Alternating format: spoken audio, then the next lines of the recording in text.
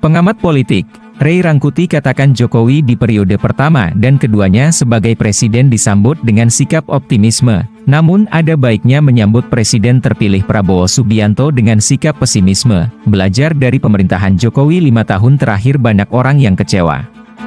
Ray Rangkuti juga menegaskan alasan sebaiknya menyambut pemerintahan Prabowo Subianto dengan sikap pesimisme. Alasannya karena Prabowo mengatakan akan melanjutkan apa yang sudah dilaksanakan oleh Jokowi. Ray Rangkuti juga mengkritik indikator demokrasi yang menurun di era Presiden Joko Widodo.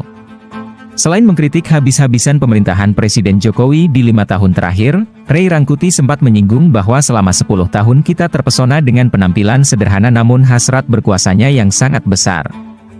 Hasrat berkuasa itu lebih besar dari siapapun yang ada di Republik ini. Kita tidak pernah menemukan presiden yang saat berkuasa seluruh keluarganya juga ikut berkuasa, kecuali di era Jokowi.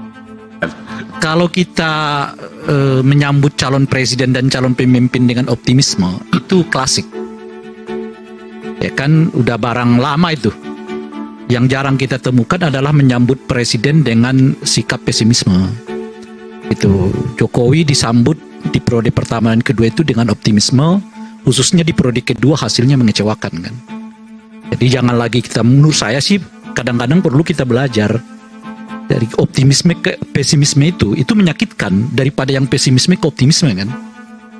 Nah oleh karena itu ada baiknya memang kita sambut kehadiran Pak Prabowo itu dengan sikap pesimis. Apakah Pak Prabowo mampu membawa kita ke arah yang lebih baik? Kita mulai, mungkin kita jawab dengan belum tentu. Daripada mengatakan optimis, yang kita alami 5 tahun terakhir di era Jokowi ini, banyak orang yang kecewa. Soal kata kelanjutan, Pak Prabowo belum memperlihatkan sebetulnya kepada kita yang dilanjutkan dari Pak Jokowi ini apa? Apakah Pak Prabowo mau melanjutkan indeks kebebasan berpendapat kita yang turun? Apakah Pak Prabowo mau melanjutkan perhatian terhadap hak asasi manusia yang turun?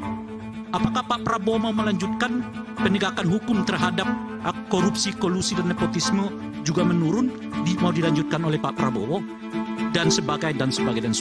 Karena selama 10 tahun ini kita terpesona dengan orang yang bajunya harganya 200.000, sepatu 150.000 katanya ya, celana 300.000, total di badannya cuma 500-600.000. Sederhana banget penampilan, hasrat berkuasanya gede banget. Sampai dorong anaknya jadi wali kota, dorong menantunya jadi wali kota, sekarang dorong anaknya jadi calon wakil presiden. Jadi bajunya sederhana, celana sederhana, sepatu sederhana, kaos kakinya sederhana, tampilannya memang lugu. Hasrat berkuasanya kita nggak tahan gitu loh. Gede banget, lebih gede dari saya pikir dari siapapun di Republik ini gitu. Karena tidak pernah kita menemukan presiden yang saat ia berkuasa, seluruh keluarganya juga ikut berkuasa. Di mana ada ceritanya di Republik ini? Ada ceritanya sekarang ini, di eranya Pak Jokowi, di ujung kekuasaannya. Telisik TV mengabarkan.